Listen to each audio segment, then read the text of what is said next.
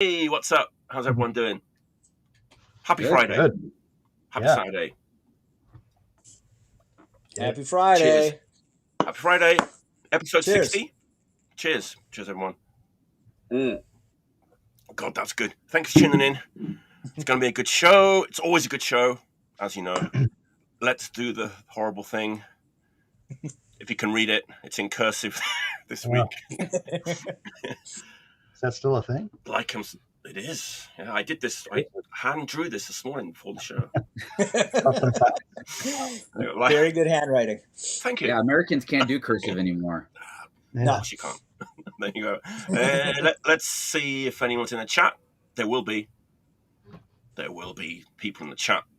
We love the chatters. People in the chat are what keeps this show alive. You know, there are. Yeah, we need them. We need people in the chat. Hey, Pam's in. Pam's first. Cheers, Pam. Happy Friday. Happy Friday. There you go. Matthias is here. Hello. Jordan's back. Bryan's here. Hello. Hang on a minute. Is this a Chicago special again? It is. It Might is. be, yeah. Like it. We love Chicago. Hey, ahoy, hello.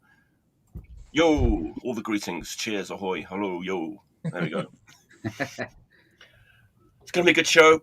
Bit of sad news this morning, right? We woke up to discover, well, Jordan's wearing a t-shirt now, to find out that brother Wayne Kramer passed away. Bit sad. Yeah, sucks. It does suck, yeah. There's only one remaining member of the MC5. Yeah, I was thinking about that. Like all of them are gone, pretty much. Yeah. I was, you've probably seen it. You must have seen it. That footage from like 1970, like that black and white footage outside. I watched that again this morning, like looking at you. Like that video is like some of the best like live like rock and roll like footage like ever. It's like it's unbelievable like how amazing it is. You've seen it, right? Yeah. Oh yeah. I mean, there's not many like live concert performances that I can kind of watch like over and over and over again and still be excited by it. But that clip, man, I got goosebumps again this morning just like watching it. It's incredible. Yeah, it's great. I mean, they played that riot that happened in actually in Chicago, the '68 convention, and they were just playing as people were rioting, and they just continued their whole set while it was going on, dude. It's just what a legendary band. Unbelievable. And then, you know, and Wayne Kramer, like fucking what he's doing, just like it's incredible just watching him. He's the leader of the band. It's like he's like stealing the limelight from like the singer, right? It's incredible. So yeah. Rest in peace. Yeah, huge influence on so much. Right. Yeah. I always think of like, you know, the Damned covering the MC5 like way back then, you know, when probably not many people had heard of them, especially in England, you know. I think they were pretty much a kind of forgotten band probably at that time, but yeah. And the MC5 is like all over the Damned, right? You can just tell that. Yeah, for sure. Right. Yeah. All right, let's get going, shall we? Rest in peace. Yeah. Brother Wayne Kramer. There you go. I did pull out the records. We don't need to sort of see the records, but there you go. There you go. Nice. Because they're on it. There you go. All right. As per usual, we've got 5 or more records we've been listening to. I'm looking forward to everyone's picks. It's going to be a great show. I actually was going to do like a theme because I did this. It's this weird thing. It's like almost like a dream. Like Disc Union online suddenly had like all these records priced at like 501 yen, which is such a weird price to start with. And like the stuff that they were like selling at this price was like not stuff that you'd normally see at like discounted prices. Very strange. So I grabbed like a ton of stuff. So I was going to do like a 501 today, like, all 501, right? But like I haven't had time to like go through the whole pile. So I'm going to do like 1 or 2 a week, like going forward. I'm going to do like a 501 to start off the show. The 501s. The 501s, yeah. Blue jeans. It's still like it's almost like not real. Like it's just all these records that suddenly that were like 2,000 yen, 3,000 yen. That's awesome. 501 yen, which is like $3.41 Wow. Sounds good. They must have just Yeah. wanted to I get see space out. To have space. That's what people say. I mean, but it's just, yeah, it's crazy. So I've got a bit of a tie-in. The 501 and with another band that I was like being rude about on the internet a couple of weeks ago, Swedish band that I don't like because I rebought their record. I'm talking about Three-Way Come. It's the band that I was being, I just looked at I have a copy of that record. I just looked at it. I know. I don't want to spend. At least 3 of us have to. Right. Right. Yeah. Yeah, I don't know. Like it's anyway, Swedish band, Swedish hardcore band, right? Who I don't like that band, so I'm not going to talk about them. I'm going to talk about this band, which I do like, and I've never owned this album by them. I've had their second album and a single, I think. And the name of the album just makes me laugh so much. Came out in 1999. The name of the album is Swedish Hardcore Must Die. It's the name of the record. Yes. The great band. It's fucking amazing. It's great. Yeah. It's amazing. I was like, I've been having a great time with this, man. It's like, I know, it's like, it's funny. Let's look at the insert. It's like, I don't know what they were thinking, like the Swedish sense of humor. I don't know what, like the angle behind this is. Maybe they were like bored of all the D-beat bands, right? Maybe because like, there's this thing inside, like with like, you know, everyone's like recycling anti-Simex and just a great like. Wait, is this a 501 purchase? It is indeed. It's a 501. Okay. Yeah, it's a 501. Yeah. Some people might say, well, yeah, of course it was. No, this record might deserve to be a 501. I don't know. It's great. It's actually better than I was expecting to be. Rips. Yeah, it's like meat and potatoes, like Swedish hardcore with a bit of like American hardcore in there. Super catchy, really energetic, thin production. You know, it's not like crusty or stadium-ish. It's like really raw, simple, trebly production. It's great. Yeah. They put their records out on Prank here, and they toured the U.S. and they did pretty good in the U.S. Yeah. Like I think they played the Albion House when you lived there, Bryan, didn't they? Yeah, they played there. We played shows with them out of town. They did a pretty extensive tour. Like I remember them being on tour. It was like one of those month-long U.S. Stints, if I remember correctly. I think Robert was driving them, but yeah, they seem like they're around here forever. So. Yeah. Fun band. The Sunday Morning Einsteins. You know, it's like, again, I guess like, how can I put this nicely? The name of the band, like, it doesn't really attract people who are into like, you know, Swedish hardcore and D-beat. They're probably going to be put off by the band name. I don't know. This record came out on Sin Fronteras from Minneapolis. Yeah, there you go. Oh, okay. Yeah. Yeah, I don't recognize that one. I have one that's like a red cover that I think Prank did. That's the Prank one. That's the second album. There's 3 LPs, right? This is the first LP, so. And then after that, I think they started putting stuff out on Prank. Yeah, this is the first album. Swedish Hardcore Must Die. It's killer. It's just like, you know, it's funny though because they've got like the Totalitar like on here, right? Totalitar and Svart Snow. And when I was like, this record sounds exactly like Totalitar meets like Svart Snow. What are you talking about? It's like, you know, that's pretty funny with a bit of like DS13, maybe a little bit of American like hardcore in there. But Ripper, look in your used bins for this one. Yeah, I have to. It's much better than the second LP too. Cause I remember like not. That was a good record too, but this is better. I think so. Yeah. Nice. Cool. That's my. I stayed with one of the members when I toured Europe one time, and it was the smallest place I ever stayed at. It was like being in New York. I was like what? The really big guy that was in that band, I don't remember his name. Me neither. He was really big. Oh yeah. Yeah, like Viking. No. Yeah, I didn't even like check, you know, ex-members because a lot of those Swedish bands they've all been in every band, right? Yeah. I didn't actually look up who was or is in other like Swedish bands, but there you go. Bit forgotten, I would say. Bit of a forgotten band, maybe. Yeah. Definitely worth checking out. There you go. That's my first pick. Nice. All right, Matthias, what you got? All right. My first ever record of the year. All right, so growing up, I loved three things. I loved Detroit hardcore, DC hardcore, and UK 82 anarcho-punk. And Nice. when I got heavy into record collecting, I was like, okay, I gotta have everything on Fight Back and Mortar Hate and, all those labels, Crass, whatever. So this record, I never knew about. The band had one track on Bullshit Detector Volume 2. No, Volume 3. And their previous version of their band had a song on Bullshit Detector Volume 2. And that was pretty much their only, music in the world at the point until I think 2016 or something. Demo tapes rescued this from the proverbial audio grave. And it's fantastic. So you know what it is, Mike? You got it, right? I'm trying to think. It's not Vex. Vex? No Sanctuary? No, not that. So this is No Defenses. There you go. The release record, yeah.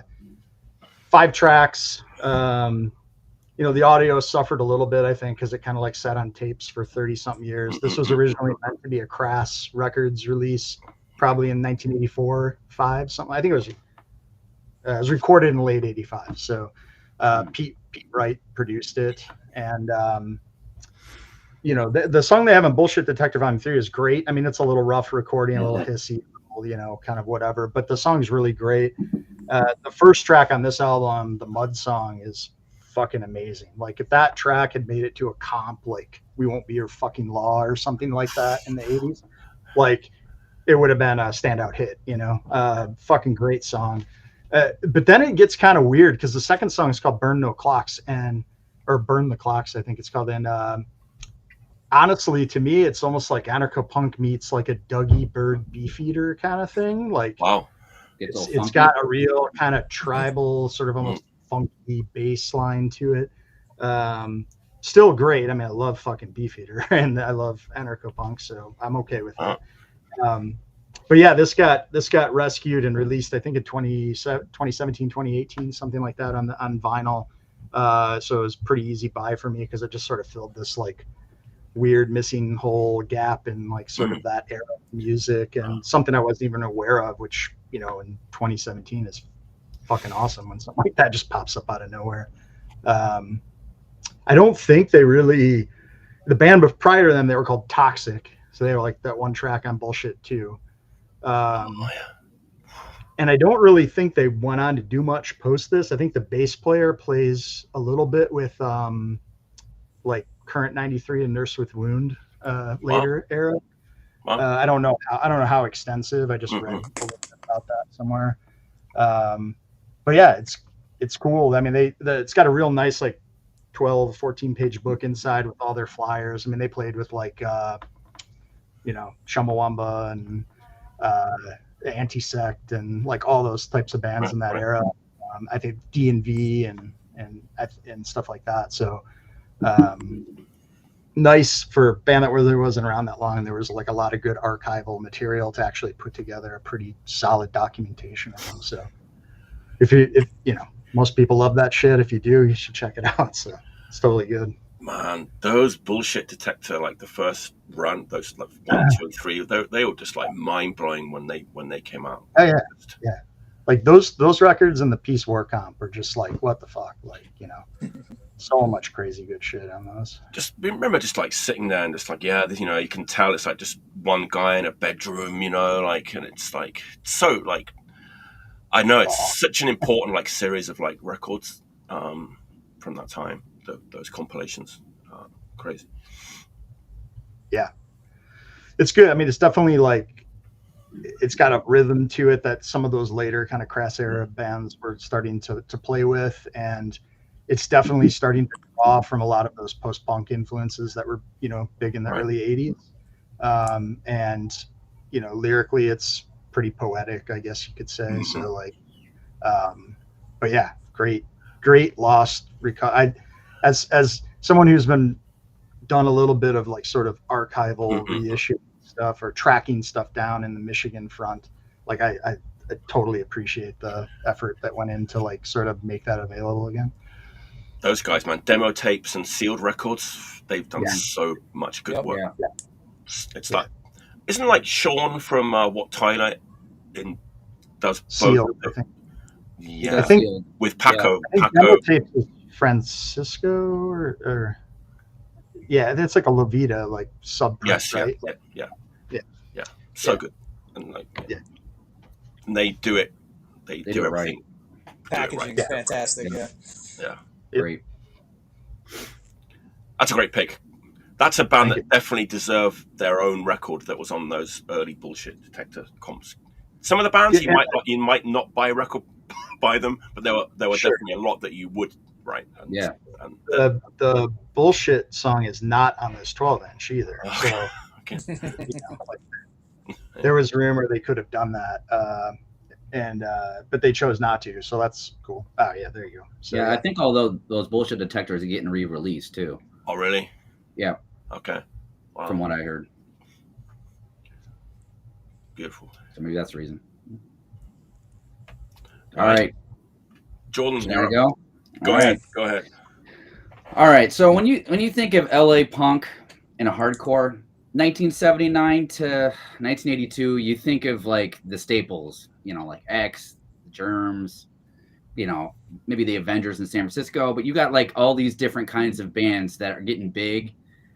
But there was one band that I feel like is kind of overlooked a lot from that scene, even though it helped influence a lot of those kind of bands and played with a lot of those bands. And kind of like a lot of bands right after them that were a bit younger, kind of took some of the elements of this band and expand upon it and became more popular than that band. It's a punk band, so it's not a hardcore band, but a lot of hardcore bands kind of took some of the melody or some of the stuff that they had going on. And I'm talking about the Cheifs. Unbelievable. I've literally had that in my pile to show, and I didn't put it in at the last minute. Amazing. Wow. What a fantastic... So this is a compilation. So they only really put out one EP, the Blues EP, which is fantastic. And it's like a $400 record. There you go. That's the Dr. Strange release. This is the Hate release from Italy. That's right. Yeah. It's slightly different. It's almost like the track. It's the same songs, but in different order. That's it. Yeah. So that one has like I think it starts with Hollywest. It starts with that first. Yeah. And kind of goes in kind of a weird order. I think it's a weird order. Maybe because I heard this one first. This goes chronologically. There was like both of these in the store, right? And I just didn't know which one to get, and I just went for this one. And I don't know why I went for this one. I just.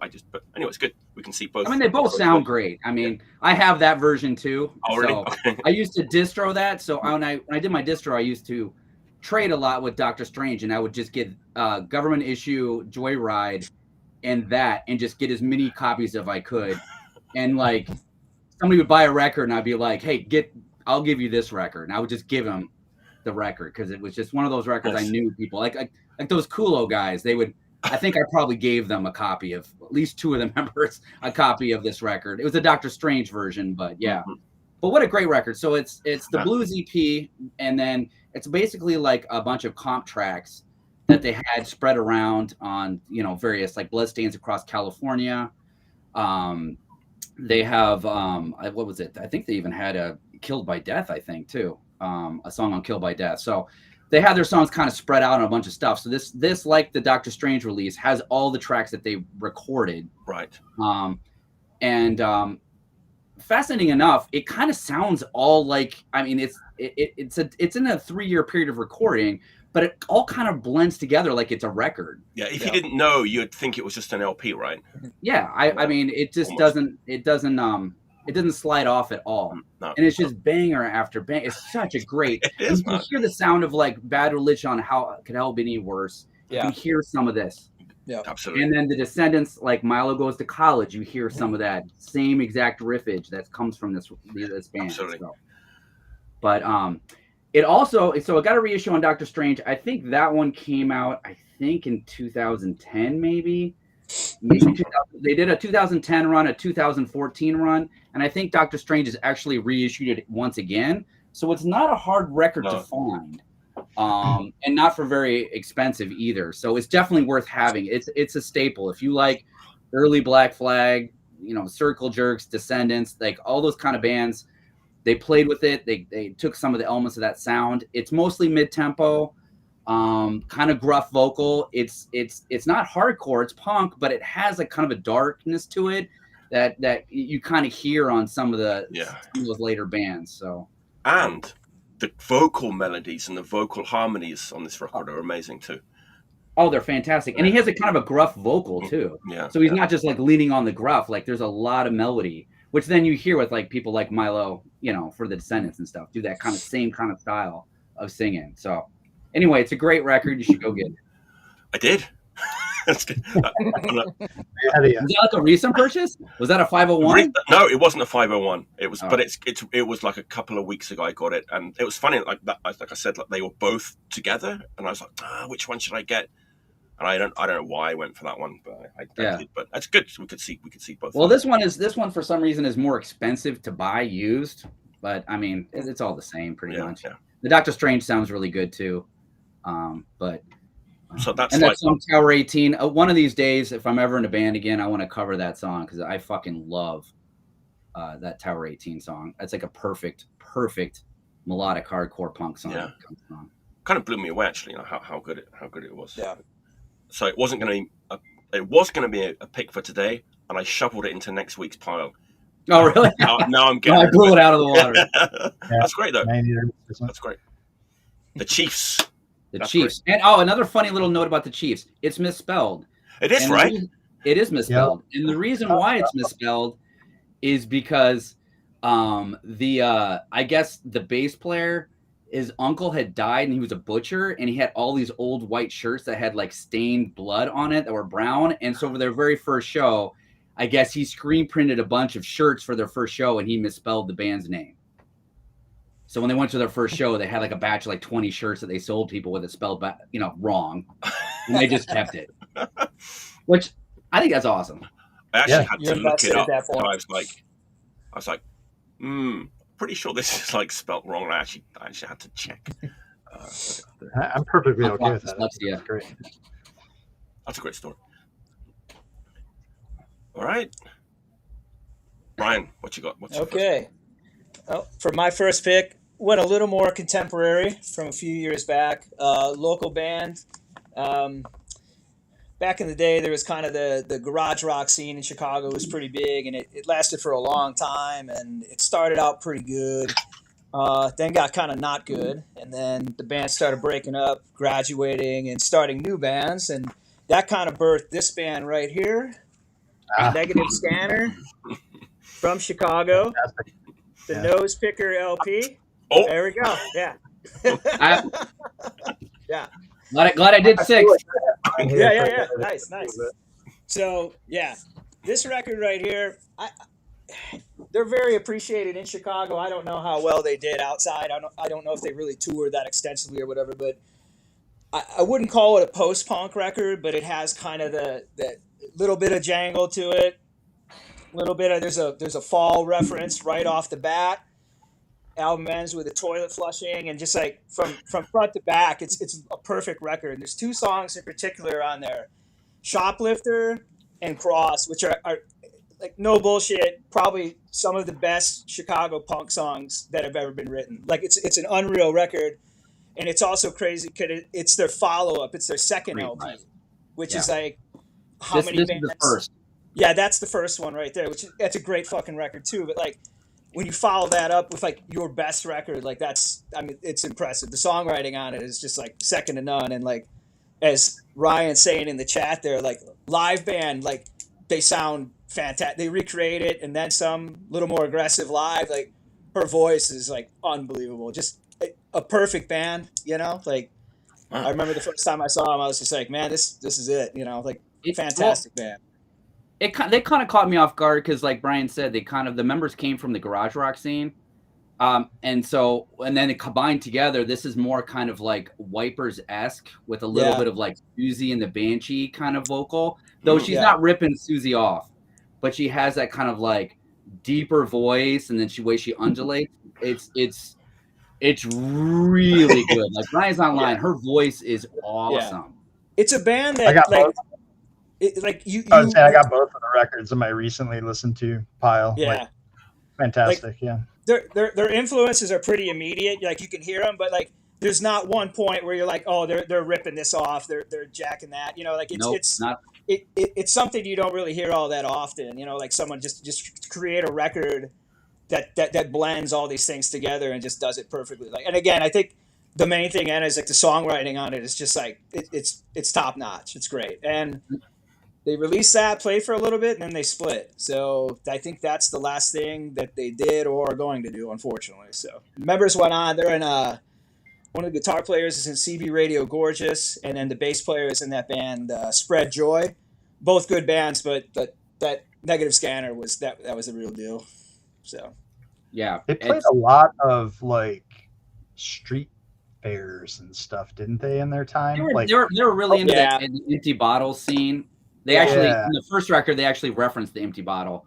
Okay. In one of I songs. saw them outside a couple of times, and like it was always in a like situation that like I wouldn't have expected to see them, kind of like at like a street fair with like beer tents and hot dogs and stuff or whatever. But, like they were there.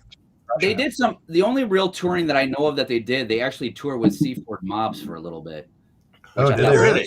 I actually thought this band was going to explode. They were really popular, like in the DIY punk scene, all the way up through like the garage rock scene to like indie rock. It was one of those bands I was like, dude, this band can't miss. And not to mention, they back it up on the records. Yeah. So it's like they can back it up live on the records, both. It's a fucking great band. Wow. Yeah. Probably the best band, one of the top 3 bands in Chicago the last 10 years, I would say. Easily. Wow. Yeah. I mean, it feels weird to put recent bands into the echelon of, the greatest bands from an area or whatever, but like, they're definitely in there, like it's incredible band. Yeah. I'm intrigued. Yeah. I think you'd like it. I mean, just knowing your taste, I think you'd like it. Yeah. I'm getting that vibe that I'm gonna like. Yeah. Hey, hold up the records one more time. Okay. Because I think I might use this for a screenshot. Because they're both. And also, I love that. That's great. Come on. All right, there you go. Negative Scanner is the name of the band. Negative Scanner. Yeah, and it's on Trouble in Mind Records. Trouble in Mind Records came out 2018. 2018. Mm-hmm. Yeah. Yeah, and this one came out 2015. Yeah. Sorry to piggyback on. Beautiful. The whole picture. It's what it's all about. Yeah. I like it when we get these like Cheifs and then two Negative Scanners, a couple of Cheifs. It's good. All right, my turn, right? Cheers. Yeah. Wow. I'm not gonna do it. I want to do it. I want to check Disc Union now online and see if they have. See if they have. I'm gonna wait. It's still in print and it should be pretty easy to get. So. Nice. Yeah. Any of you guys fans of like the mid to late 80s UK hardcore? Heresy,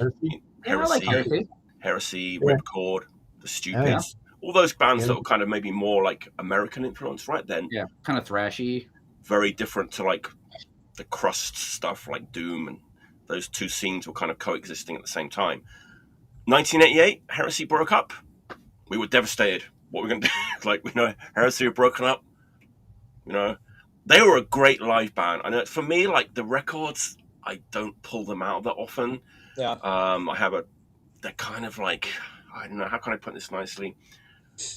There's not many hooks in Heresy records. It's just flat out. Remember the review Maximum Rock and Roll did of like their LP? It just like said, like mindless, tuneless, raging thrash, tuneless, raging thrash, tuneless, raging thrash. That was like, that's all they wrote like 20 times over. That's what like Tim Johannan thought of Heresy. But they were a great band, great live band. Good, photogenic band. Very photogenic band. Bandanas, 5 t-shirts, 3 feet in the air with legs spread. Yeah, long johns and shorts. Yes. Cowls, dreadlocks, like Why am I talking about Heresy? Well, I'm talking about Heresy because they broke up, but they were pretty quick to get back into different bands. So the singer John got this melodic band called Can't Decide, who were pretty terrible. But Calv came out with this incredible record, which I think probably a lot of people will not agree with me on this, but I think is like better than like Heresy. And I'm talking about this record. Yeah. Oh, Fed. Okay. Yeah. Man, nice. Force Fed, Claustrophobia, 1989, In Your Face Records. Let's look at the band members. Photogenic. Actually, they're not that photogenic, actually. So here, we've got Calv, and then these three guys. See, I hadn't listened to this for a while, and like the drumming is fucking insane. And I thought it was like Steve from Heresy. He was also like an incredible drummer, but it's not. It's this other guy, Nigel, who's even better than Steve. It's like he's more of like a rock drummer. Like he hits harder. Mm-hmm. And then you got this guy, Nick, on guitar, who is like a really, really like good, like kind of slightly. Truck went by. Eh? Ice cream truck went by. There it is. That's the garbage man. There he is. There he is. The garbage man's here. And then this guy. What happened to this guy? This is Jamie, the vocalist, man. He does like this like HR kind of thing. He's got this like very untypical of the time in the UK. He's got this amazing voice. And he's kind of doing like this kind of HR influence kind of vocal delivery. It's brilliant. It's just I think it's a really like forgotten record from like 1989. it's a rough cover. It's from a horror movie, right? I think it's a still from a horror movie. Did anyone know what it is? Love that too. That whole like let's get a face all mutilated on front of the cover. It's a rough Zero cover. G or whatever. Yeah. It's funny because I know I was kind of quite friendly with Calv at the time, and he said he hated like anything to do with like the art and the design of records. He hated it, and he would just like get drunk. And in fact, it's funny because it's like this is good. You've got this insert right from the time. Here is there's the Poison Idea record that he was about to put out or just put out, and it's got what does it say? It says like something like artwork by like a bunch of drunken spiders with ink on their feet or something like that. It's like talking about himself, right? You know, because he slapped these things together. He wasn't into it, and it's amazing. It's like he does a review of the first Heresy record. And this is like a promo sheet, right, for his own label, and he's like. Heresy's abysmally recorded, disappointing first LP. Just you got to admire the honesty, you know, from a label to write that on their like promo sheet. Amazing. Yeah. Anyway, mix Heresy with like, it's kind of complicated. I know that like these guys were like listening to a lot of like RKL and like Rhythm Pigs and Victim's Family. So it's like you get like this mix of like furious hardcore with like complicated like jazzy, I want to say, like time change. It's amazing. It really is amazing. Bryan, you looked happy when you saw this? Yeah, a buddy of mine, and he's watching. Yarrick gave that to me as a gift like 10 years ago. He's just like showed up with and he's just like, you'll like it. Just Yarrick. Yeah, it's great. It's a great record. Yarrick, why aren't you giving me records? I don't know. Damn. Yeah. Classic. It's like a forgotten classic because obviously guys from Heresy have like done other bands like since, like Geriatric Unit and other bands. Yeah. It's like an older one that's kind of been forgotten. It's amazing. It's like it's check it out. Force Fed, Claustrophobia. Nice. Yeah. Cool. Good stuff. Just as an addendum, they kind of did a second LP but they got rid of the great singer too, right? Yeah, they this is it. Right? Yeah, this is the second one. I've never seen that. They're going from like a more like Calv's gone. He's in Meatfly now, a band called Meatfly, another band that came to Japan and toured with Disorder. But anyway, so this is like different singer, different bass player, and a different sound. They're kind of going for more like a Poison Idea kind of thing. I like the other one better. I like the first one better than this. But this is decent kind of Poison Idea-ish hardcore. There you go. Nice. Cool. Yeah. Matthias. Yeah, it is funny. The garbage truck. You gotta love the garbage truck, right?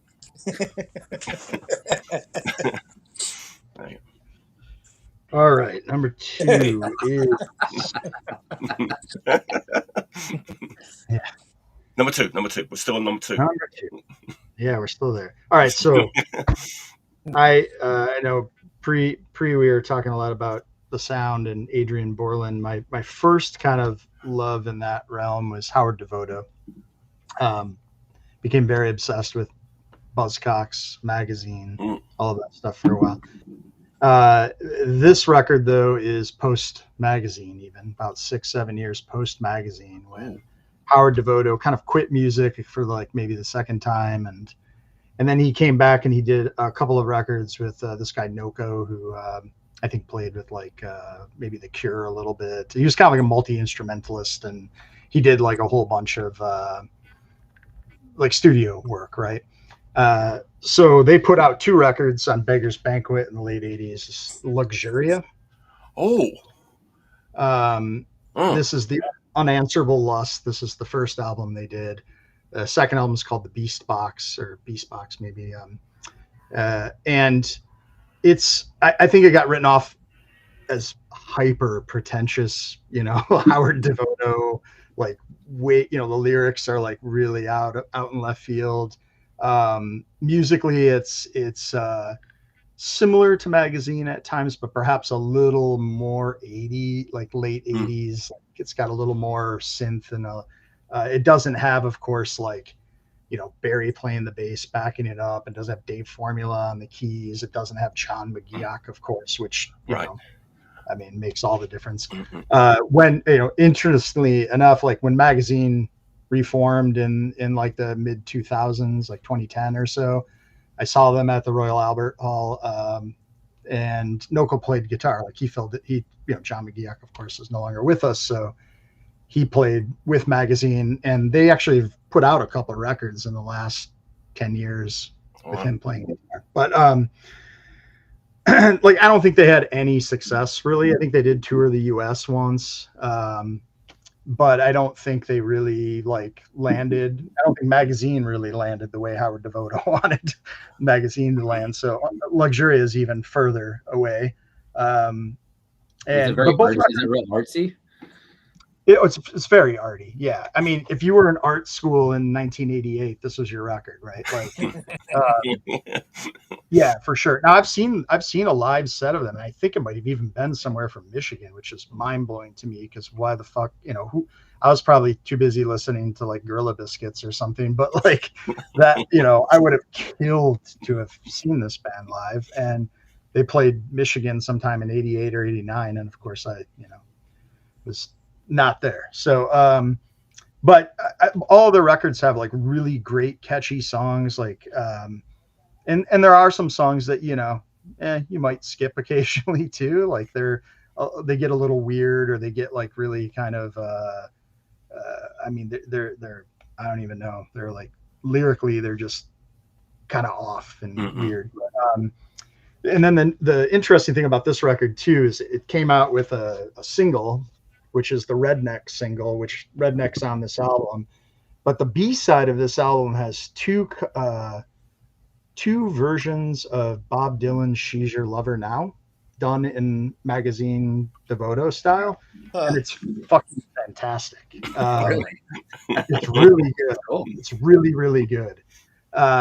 It kind of, maybe not as good as say like Devo doing Satisfaction or something, but it's still like, it's just like a really weird bent on that song, which I don't really care about the original all that much. But when I heard the cover of it, I didn't even really probably know it was a cover initially, and I was like, that sounds fucking amazing. Then it's a Bob Dylan song. But yeah,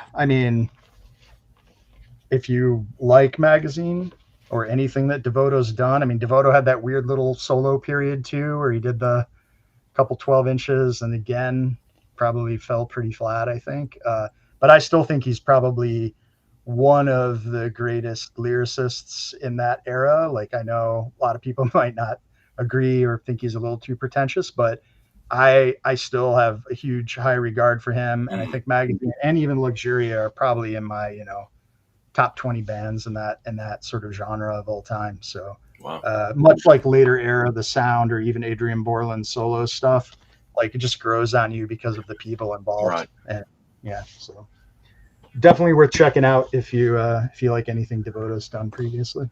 That's weird. I've seen that record around. Yeah. I wasn't aware of like the magazine connection. So thanks for like. Yeah, the Beast Box, their second album, it's just white and black. There is a real trippy, like video they made, try to get like some MTV airplay or whatever in the 80s. That there's like in the Redneck video off of this too. They're actually pretty good videos given the kind of low budget 80s production, but they're cool. Like it's definitely Howard Devoto, but it's cool. And I think they're both on Beggar's Banquet. Oh, there you go. Oh, okay. Nice. Yeah, I've been like spending a bit of time with magazine. They were a band that I didn't understand when I was younger. I didn't get it at all. But like as I, become older, pretty much, like the sound too. It's like I wouldn't have liked it when I was 18, but now I'm. Yeah, I don't know if I would have grabbed onto it at the end of high school or anything, but by the time I hit 30, I was like, oh yeah, this is great, and. Yeah, and then that whole world kind of just opened up, and all these little bands, and like a lot of forgotten stuff too, like from that era. There were an insane amount of like EPs coming out in like the 80s that Atrocity and those types of bands that only put like 1 7-inch out and then disappeared. So beautiful.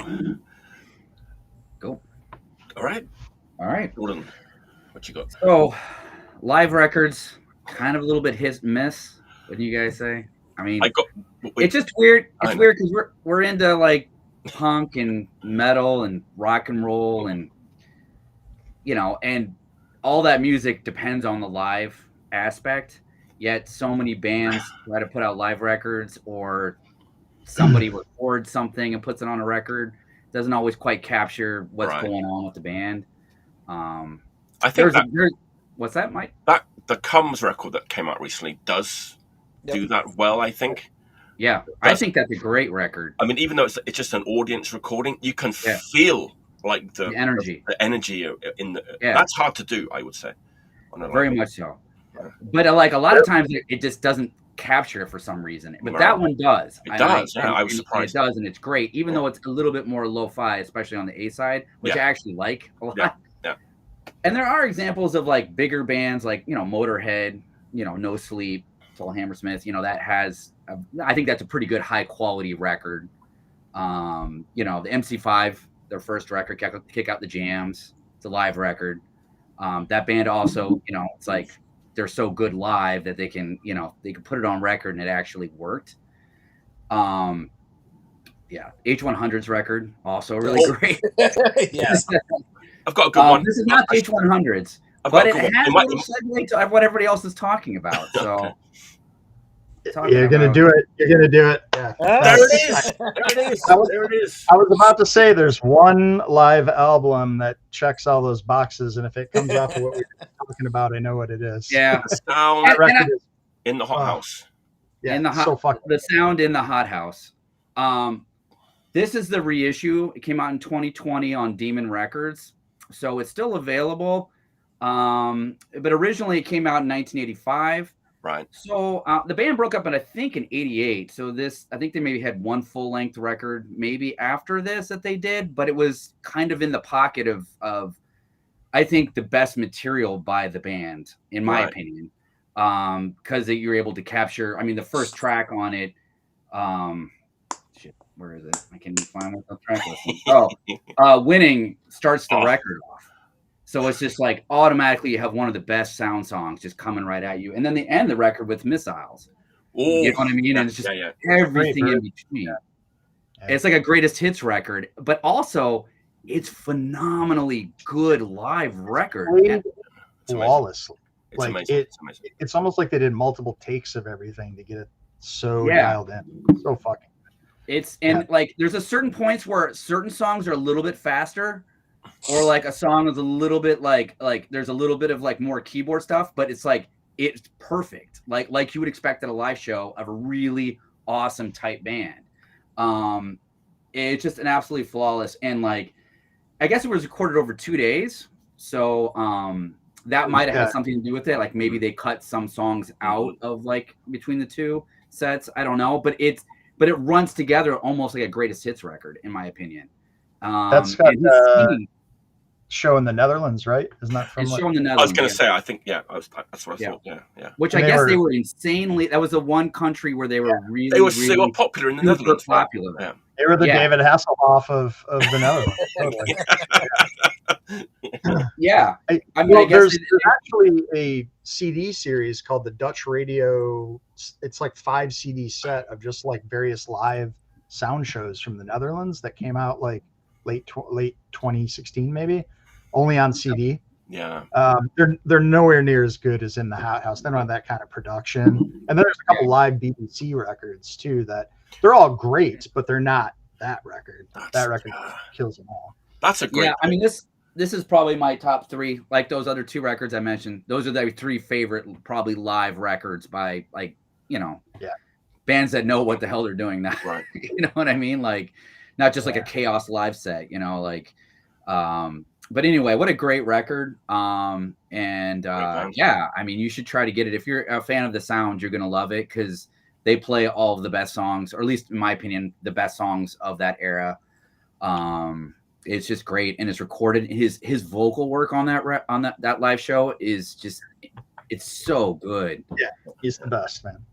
Yeah, I mean, I don't know how many times I listened to that record before I finally, like, I sat down and had like a realization moment where I'm like, wait, this is a fucking live record, like it's so good.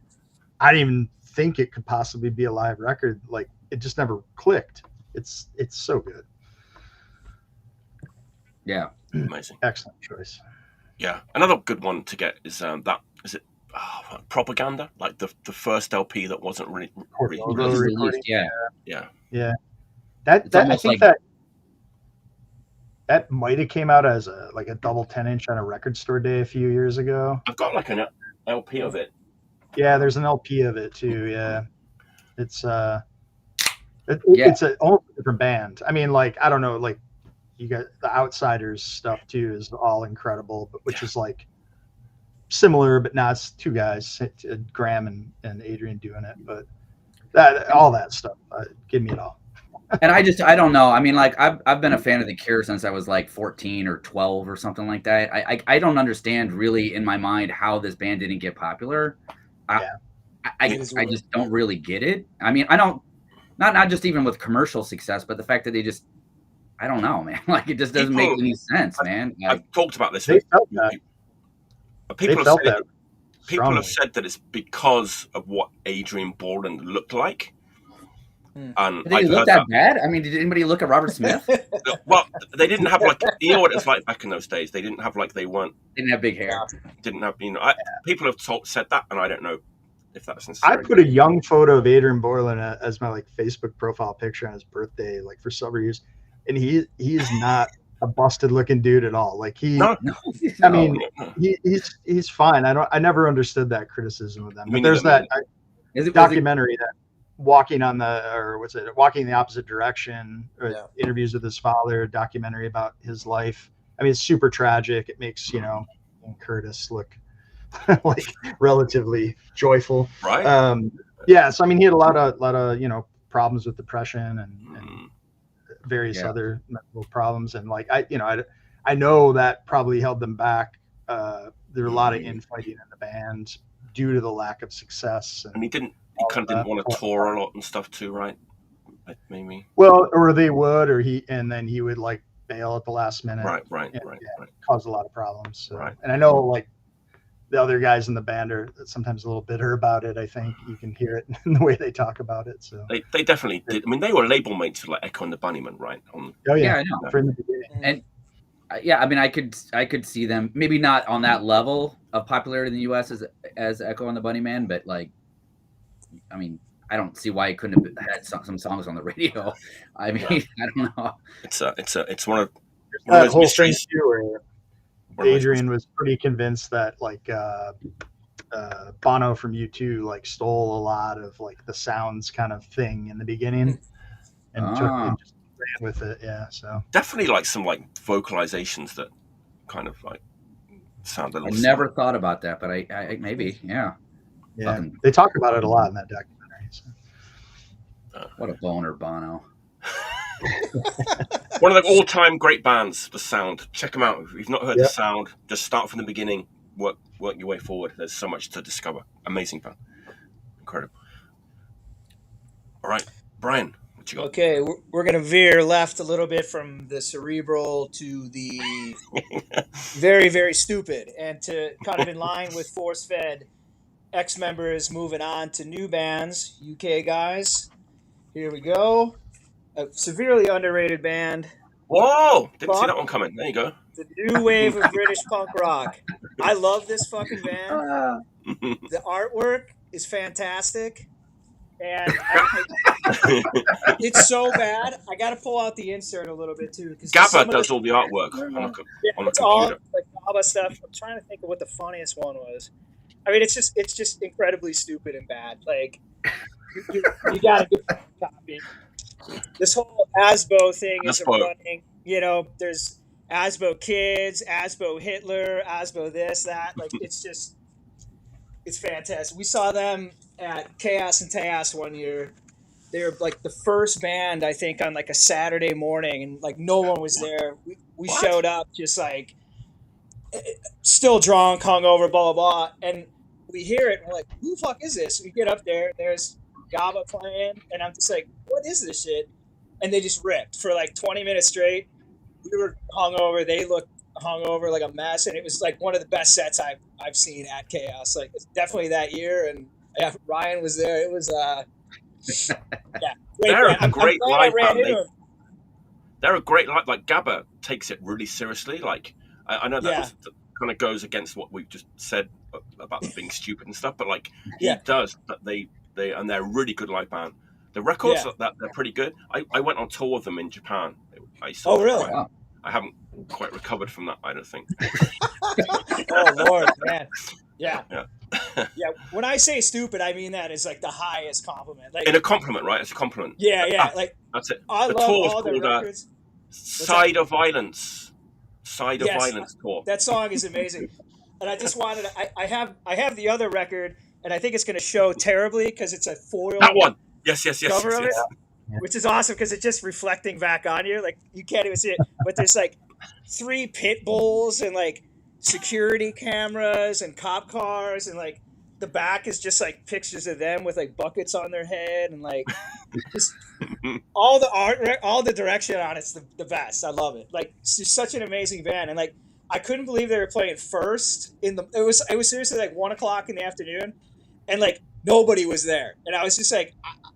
It was almost like a private show. We were there by accident too. I'm not trying to be like, I made a point to go see him. I caught it by accident. Yeah, I was there. But like one of the best sets that year. Amazing. And they were almost going to come back to the States, and then it went to shit. I don't remember what happened. I think Timmy was trying to get him to come back or something. They were just like, nah, fuck it, whatever. But I mean, the thing is that they've got like everyone's always going to compare them to Chaos UK. Like yeah. That's so. And they can't, It is, but it differs a little bit. I mean, it can't differ that much. It just can't. But I mean, like, it is its own animal, and it's a good kind of like compliment to Chaos. I mean, like Rich, the vocalist, I'm kind of quite good friend. Like, he's really into like garage punk and like 77 punk. Yeah, you could tell. And he kind of tries to bring that in to the band a bit. Like I think that's what kind of makes it differ from the Chaos UK stuff. And like, great frontman too. Like they're so great, man. And like. What someone was doing like a side project that was all like computer versions of Discharge and shit at the same time. Scumputer, yes. Yeah. Scumputer was like the best, and it disappeared. It was on YouTube, and it just like disappeared one day. I was so pissed off because he would like sample like Japanese hardcore bands and stuff like Tetsuari and Warhead, and like make like freaking. Oh man, some of it was funny, but some of it was awesome too. It was cool. Yeah, they used to come to Japan a lot, and Gaba used to come to Japan a lot. But since I guess it's okay now. But like during Corona and like the pandemic years, like they couldn't come, and that's a good pick because they don't get talked about at all. No, they don't. It seems weird to me that people aren't more into it because I'm just like these records are like perfect, like hardcore records, like almost like flawless, and people just I just don't hear people talk about it. So I wanted to pull that one out a little bit. That's nice, man. That's a great pick. Yeah. I'm just thinking about those days on the road with UK, going around Japan. I wasn't supposed to. I went to see him in Osaka, and I just like jumped in the back of the van and just ended up going. So I had nothing. I had like no possessions, just my wallet and like the clothes I was wearing, kind of thing. Man, I would never do that now. I was stupid when I was like 45. Never do such a thing now. All right, Leatherface. Like Leatherface. Yes. All right, Yes. we're in. That's a pretty safe bet. Yep. Dicky Hammond. The guitar playing of Dicky Hammond. Yes. What a great guitar player he was, not only in Leatherface, but in other bands like HDQ and Dr. Bison, which is a band I've talked about on the show. It's another great band that Dicky was in. And he was in the Toy Dolls for a bit too. I haven't heard anything. Maybe he just played with them live, maybe. He was in the Toy Dolls, which is weird because Olga is also an amazing guitar player, so I'm not sure what he did in the Toy Dolls. But and he was in the Angelic Upstarts too for a bit. Makes sense. Local bands, they're from in the Newcastle area, right? So that kind of makes sense. But I got this record. This is the last thing that Dicky Hammond like ever recorded before he passed away. And I didn't know about the existence of this record until I bought it like last week. And it's kind of a thing he did with a Canadian band who I've never heard of called the St. Catharines.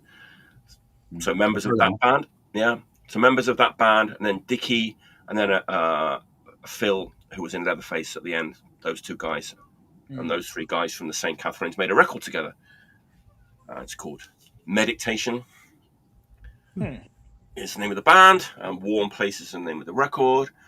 It didn't come out for a while because like Dicky passed away, right? So they were kind of going back and forth, like as to whether they could put it out. But it's been out since like 2016. Yeah, I mean, it sounds like late era Leatherface, like late period Leatherface. Okay. It's a pop punk record, but it's the kind of pop punk record that like older guys who like to drink a lot of beer, like I mean, who are they? Like it's weathered, it's grizzled, Yes. It's been around the block a few times. The singer's great. The singer of this band is like he does sound a little bit like Frankie Stubbs with a little bit of like Dave Perner from Soul Asylum. Got that kind of gravelly voice. Obviously, it's not as good as like Leatherface. That's hard to do. But if you're a fan of Leatherface and a fan of like Dicky Hammond's guitar playing, definitely worth checking out. Yeah, I've never heard of it. Is it the vocalist from St. Catharines? It is, yeah, it is. Okay. Yeah. I'm curious about that. I mean, just go in like not expecting like mush, Sure. Yeah. Of course. Yeah. Right. Yeah. Just go in with no problem. I mean, it's good. I'll leave myself open. Yeah. Yeah. It's good. Okay. And cool. I did get a little bit teary listening to this last night because Dicky Hammond like wrote a lot of the lyrics. Man, they're fucking dark. This is dark. Yeah. He was struggling a lot right in his like the last years of his life. So it's a lot of lyrics about like struggling with alcohol and very misanthropic like lyrics, very dark. Yeah. It's kind of got me going a little bit last night. But it's got liner notes about like why the record didn't come out and stuff, and a picture that was taken like kind of, I guess it's like kind of near towards the end of his life, I guess. But yeah, it's got like liner notes about the record. But yeah, it's just a great like. Who put it out? Yeah. Oh, it's on Dead Broke Records. Oh, okay. So yeah, that'll be easy to find. Yeah, and Little Rocket in the. So it's just like a split release between. I've talked about Dead Broke Records before, and I forget what band it was that I talked about. That was also like a pop punk band. But yeah. I mean, yeah, if you're a Leatherface or a Dicky Hammond like completist, probably be wanting to like check this out. Yeah, for sure. Yeah, I want to hear it. Man, it's dark though. Like don't don't listen to it if you're feeling a bit like a bit depressed. Yeah. Yeah, he was. There you go. All right, Matthias, what's your next pick? All right. So, I think 2 weeks ago, maybe, We had Jeff Rice on the show, and Jeff and I go way back. So hanging out and music. I would have bet every single fucking penny that I have ever made in my entire life that he would pick a Sparks album. I felt the same way. Oh yeah, you knew that, right? I mean, he may be thinking, if he's watching, I don't know, but he may be thinking exactly the same thing right now. So Sparks to me was the band that made me think, oh, maybe music doesn't suck. Like when I was a kid and everybody was ape shit about Michael Jackson and Van Halen Jump, I was like, I don't fucking get it. But then bands like Devo and the Sparks kind of entered the picture, and Oingo Boingo and whoever. And I was like, oh, okay, maybe there is something there. And then it's a short jump to Black Flag Damaged and game over, right? So the Sparks to me have always had a special place. I've loved them since like junior high school. This record is the Sparks, but it isn't. This came out, I think, in 2015. The story is that these two bands ran into each other at one point and said, I love what you do. I love what you do. We should do something together. And then it never happened. And then they ran into each other again and they made it happen. They put out one record, double LP, a single LP, I think, but technically the deluxe version is a double LP. And they did one tour that Jeff and I went and saw, and it was fucking amazing. I don't know anything really about the other band, but it's Fran Ferdinand and the Sparks collaboration album. Wow. Yeah. Which is basically the Sparks with the fucking greatest backing band they've had since like the Come On to My House era, right? Like incredible. Actually, Alex, the guy from Franz Ferdinand's voice with Russell Males is like fucking perfect, I think. They're both, I mean, there's so many good songwriters in this mix right here that you end up with just incredible fucking songs. Like I think there's only one track on this album that I don't really love. Every other song is like fucking amazing. Live they would basically play this album, but then they would also throw in a few Sparks record or songs and a few Franz Ferdinand songs, which I don't really know, but they did like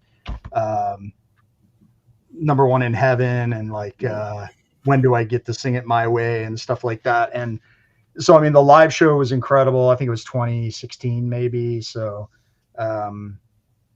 and yeah, this is a record I just keep coming back to. Like, I mean, I love the Sparks and I think a lot of people do. I just don't think a lot of people even realize this happened. And like, even when it did, I was sort of like, huh, what? Like, okay, I'll check it out. Sparks do weird shit, soundtracks, Bergman, whatever. But it's every single song on here is like the songwriting is top caliber, and lyrically it's exactly what you'd expect coming from Ron. I think he wrote most of the lyrics on it too. And like, I mean, if you check out any songs, check out like, I don't know, Collaborations Don't Work is fucking amazing. And they do this really like soft kind of quiet song called Little Guy from the Suburbs, and it's about how he learned to kill before the others, and it's like really, really good. And then I think there's a couple videos out there too that they did. They just kind of did this whirlwind thing for maybe like 9 months, and then they disappeared, and it'll never happen again, I'm sure. So definitely worth checking out if you like the Sparks. I guess if you like Franz Ferdinand too, but I can't speak to that. I just started watching the documentary, actually, the Sparks documentary. It's pretty well done. Oh, that's great. Edgar White, right one? The Sparks Brothers? Yes, that's it. Yeah. Jeff and I went and saw that in the theater together. Oh, wow. Yeah, it's a great documentary. Yeah, it's such a weird band for me. Like, I think I mentioned it when Jeff was talking about them. Like, they're just the band that was on like Top of the Pops when I was a kid that scared me. Yeah. With the mustache. Well, they're definitely like a weird band in any era you look at them. I mean, that album they put out, Little Beethoven, is like the weirdest fucking record, but I love it. Like, I absolutely fucking love that record. The song I Married Myself is like one of the greatest songs ever written. And like, I don't think many people think about that record day to day unless they're diehard Sparks fans, like they did that run in the UK like several years ago where did like 30 days and they played every album in sequence. Wow. Like, what the fuck? How do you do Yeah. that? You know, it's, you know, at 70 or whatever they were, 75 or however old they were at the That's time. wild. Yeah. So There's this hope. they Yeah. will die on stage, right? Yeah. Like, Yeah. they will. So good for them. Wow. Beautiful. All right, Jordan, All right. what's your number 3? Number 3. I'm excited about number 3 if I can find it. All right, I found number 3. All right. Okay, so Number 3. I didn't know anything about this band. I was on tour actually with Bryan a long time ago, 2013. We were driving around California. We were on tour with an extremely rabid record collector friend of ours, and he had a friend who was involved with Flipside, and he had some money issues, and we drove an hour out of the way to our show we were supposed to go to this guy's house and look through his amazing records that he was selling for really reasonable prices. I bought some really great records. I'm not even going to talk about the records I got. But the guitar player of our band, Scott, found a record and he pulled it out and was like, I'm buying this. And I was like, I don't know what the hell that is. I had never seen it before. And he's like, dude, you got to find this record. Well, it just got reissued like 2 years ago. And so I went and I got it, and it might be, I don't know. It's a fucking fantastic record. You're excited about it? Nog Watt. Hey, all right. It's an all-women's band from Amsterdam. Yeah. It is just a ferociously good EP. The drummer was in No Pigs, which I did know about, and I did have their EP. So I was like, I didn't know what was going on. It is so good. It's like really good hardcore, but played by really good musicians. Like the bass lines that go through this record, and they like stop and start. It's just phenomenal. And the singer kind of sounds a little bit like Penelope Houston of the Avengers, but if she was in a hardcore band. So it's like, it's just fucking great. So Final Doomsday Records put this out. And they did a great job putting it together. I mean, it looks fantastic. Lyrics are extremely political. The band obviously were in a squats because there's a lot of stuff about squats in here and police brutality. It's very, very political. It's just way above like what I thought it would actually be when I actually listened to it. Yeah, it's great. It's such a ragingly awesome record. So anyway, Nog Watt Fear. You guys know this record? Yeah. I don't. I'm going to. Yeah, Going you to know should get it. Yeah, and you can get it too. Sorry right State now. has copies of it. I think this yeah? reissue has been repressed a couple of times. So I've got the same one, the reissue. Yeah. yeah. What year was it originally released? Okay, it came out in 85. Okay. Yeah. So it came out in 85. The original EP was on Revenge Records, which didn't do a whole lot. I think they did a No Pigs record and maybe one other record. They didn't do a lot of stuff. Yeah. And like I said, I don't find out any information about the other band members besides the drummer. Ingrid was also drummed in No Pigs. Okay. Which is another great fucking band. Yes. Yeah. So anyway, and there's like I said, there's it's pretty easy to find now. So, and it's a really good, well done reissue. So definitely pick this up. It's raging awesome hardcore. I mean, I don't know. It kind of sounds a little bit of a mix of like European hardcore, but with like also like, I don't know, like the bass lines kind of like they roll up and down through the songs and they'll stop and go to like this really awesome melodic guitar part. Like the musicianship is really fantastic on this record. It's like for a band that just did one EP and then just kind of disappeared. Right. It's kind of like amazing that you can't find that they weren't in other bands or did other stuff. As far as I know, maybe somebody else. So it's one of those bands that just put out a 7-inch and then fucked off. Yeah. Yes. So yeah. Sometimes those are the best, man. Mm-hmm. Like there's so many bands I have like that I'm like, this is it. Like, come on. I mean, it's a kind of band that you would fall in love with if it was on like the Peace War Comp or like It seems like it would fit perfectly into that, or Welcome to 1984. Like it would totally fall into one of those international hardcore comps, and you'd be like, oh shit, this is an inspiring band. This is like a band that's fucking and all the songs are awesome. It's kind of thing where I'm like, I kind of bummed that they didn't like do an LP or something, because it's like, man, if you could do this on an EP, if you could have just put a record out, like a full length, it would have been so awesome. Right. Old Dutch hardcore is fucking great. Yeah. There's a lot of amazing stuff. Yeah. 2 notes on that record trip that Jordan was talking about. The thing he forgot was, before we were allowed to go look at the records, our record collector friend went first, got all the good stuff. You got locked then out. we were allowed to come back the next day. And then the other story, scraps. yeah. Well, the scraps in this collection were the best records. They were top notch. You've seen.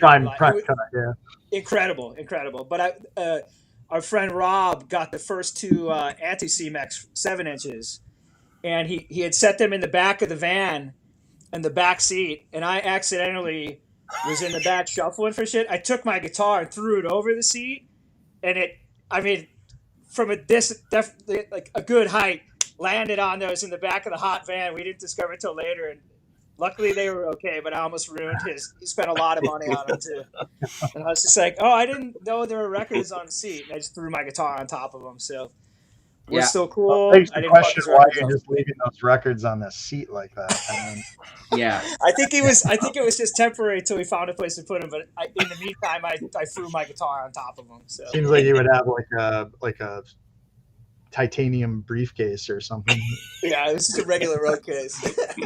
Well, it was the kind of collection when we showed up there, and for what he was selling, this stuff, it's like kind of the record you never see. You know what I mean? Nowadays, unless you're really dropping $200, $300 for a record. And we just basically all of our band members ran back and raided our band fund. So, we'll pay this back, guys. Get whatever you want. Yeah. Excellent. Nog Watt. That's a great record. Yeah. Good stuff. All right, Bryan. Okay, next one. Another reissue, and this is a band I don't know anything about, so hopefully you guys can help me out with this. But this reissue from a couple years back. Oh, that's great record. 013.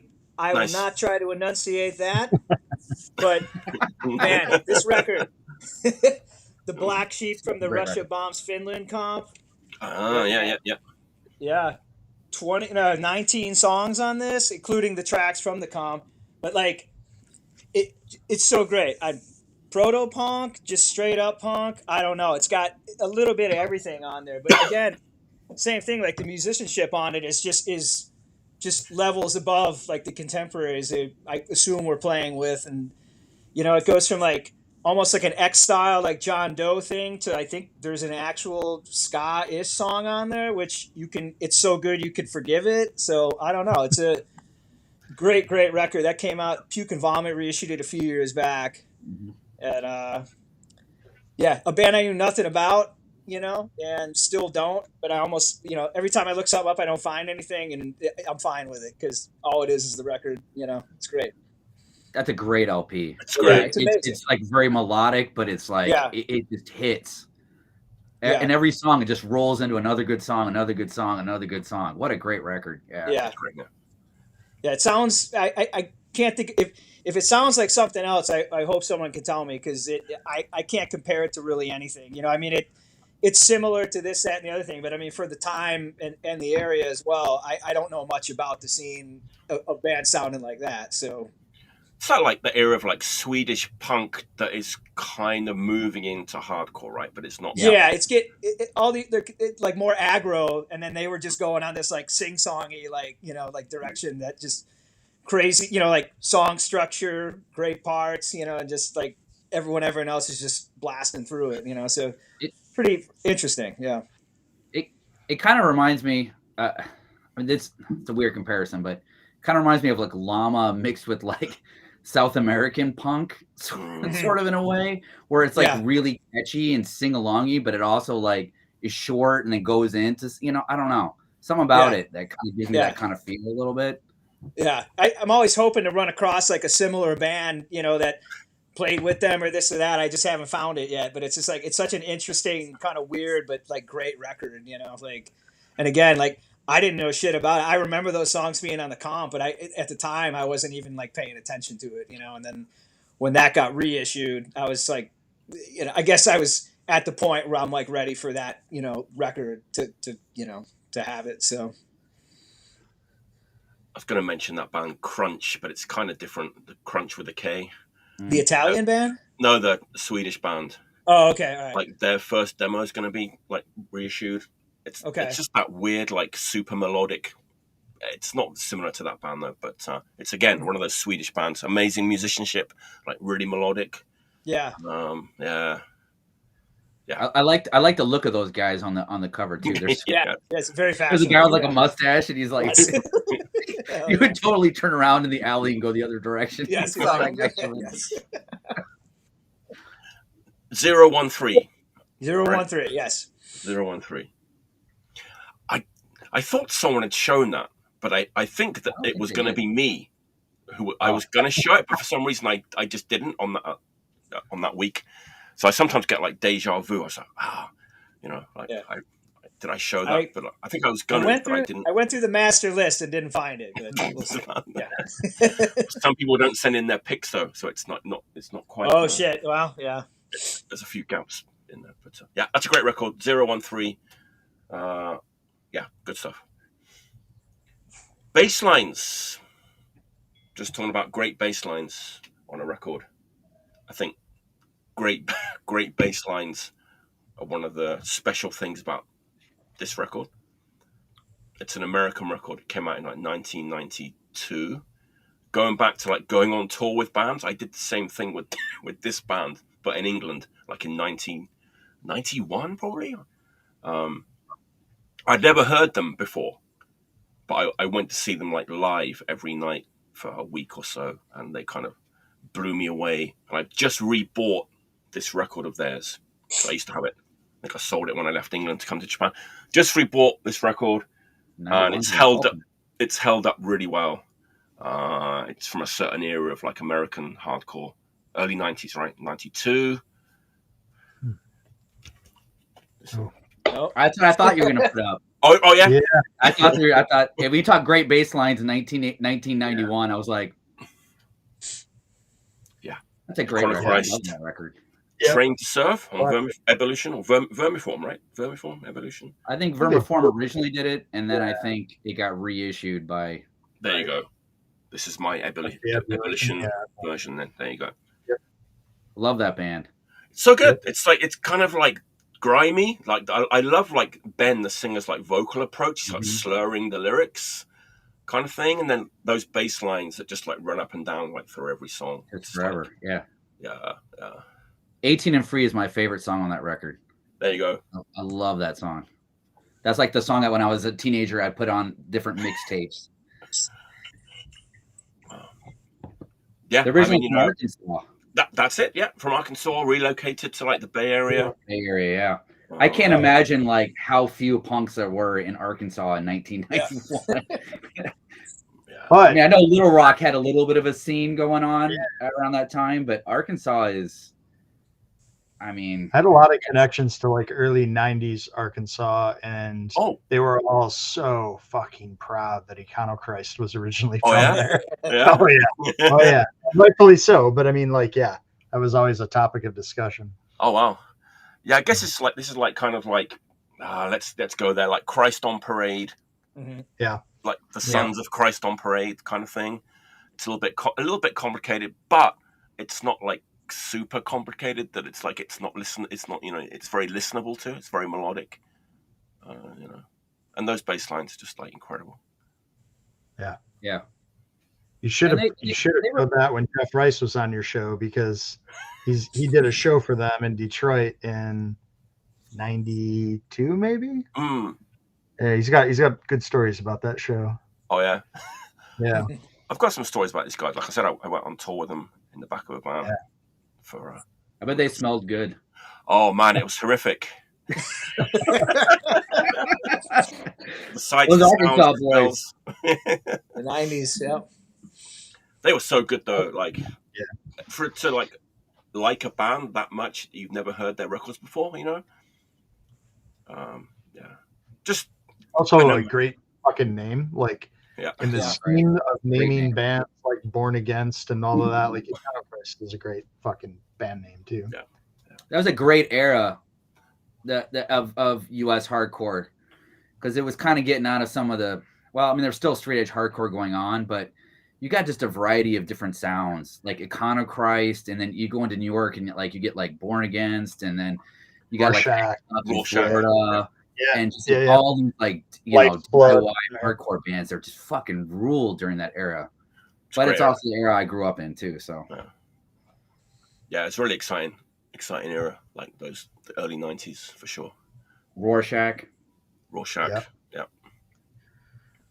Yeah, I'm really glad. But see, now I've got this. I need to get all the others now, because like The first LP is really good too. That's the second one. Yeah, that's the second LP. Yeah. Again, I didn't really describe them, but man, it's hard to describe. It's like it's a little bit like Christ on Parade. It's a little bit like obtuse, but it's still very like driving hardcore. It's kind of crusty, but it's hardcore. So it's like yeah. And I think like the vocal delivery doesn't make it crusty, because he's got this very like snotty, like slurring like vocal delivery, which saves it from being crusty. So saves it from being three-way comp. Yes, it's all right. Econochrist, check him out. Good. Great band from Love that record. Little Rock. There you go. All right, Matthias. All right, number 4. Number 4. All right, this is a lead-in. Oh.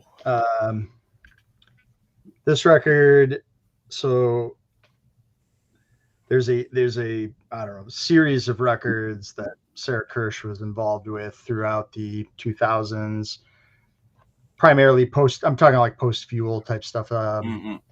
Please Inform the Captain, This Is a Hijack, Batter Brains, and then this record, which wasn't finished at the time of her death, but eventually did come out later on Clean Plate, and that's the Mother Country Motherfuckers LP, Confidential Human Source. This record is fucking incredible. It's so good. I actually saw them here in Chicago in a warehouse space. We played that show with them. Me and Bryan played. Oh yeah, I was in a wedding anniversary that day. They came out in the sleep stack outfits and shit. Yeah, I mean, yes. One of my oldest, dearest friends was in this band. Like, this band is incredible. But this record, when it came out, came with a 7-inch, and that's what I'm talking about. Okay. And that 7-inch that came with it is Crisco Thunder and the Erotic Option. Oh yes. Yes. This now, for starters, I'm just going to say right now, if Jake is listening, if he ever hears this, I will absolutely tomorrow put out a double Crisco Thunder 7 LP. Let's just do it. Like, I fucking love Crisco Thunder, and it's not something that like I ever would have thought I loved, because it's like one man in a computer kind of like doing a poppy sort of agipop like sort of thing. But the lyric, like, as a lyricist, this album, or this 7-inch, it's only 2 songs. It's just called Hey Part 1, Hey Part 2. Hey Part 2, I'm going to say right now, the fucking greatest lyrics ever written. I mean, there are other Crisco Thunder songs that have lines in them that I'm just like, holy fucking shit, that's genius. But Hey Part 2, I in my opinion, is written about the passing of Sarah, and basically I should have called and said more, but I just called to say hey, and it's lyrical fucking perfection. That's all I can say. I've said it 100 times to anyone who will listen. It's a great fucking song too. Both songs on this EP are great. The only thing that Crisco Thunder ever really did was a digital EP and then a demo. And then I think this is the only physical Crisco Thunder record other than the demo CD. I think Crisco Thunder is kind of supposed to be an enigma, and hidden under the the wraps, but he has a lineage all through those bands I mentioned previously, doing the sample work and playing and Please Inform the Captain and Batterbrains and bands like former members of Alfonsin and stuff like that. So, but it's dancey kind of in a way, and it's electronic in a way, but it's also punk as fuck. And you know, I mean, look at that fucking cover. Jesus Christ. It doesn't get any better than that. Like so when my friends Justin and Carrie were moving from Chicago, they love Crisco Thunder.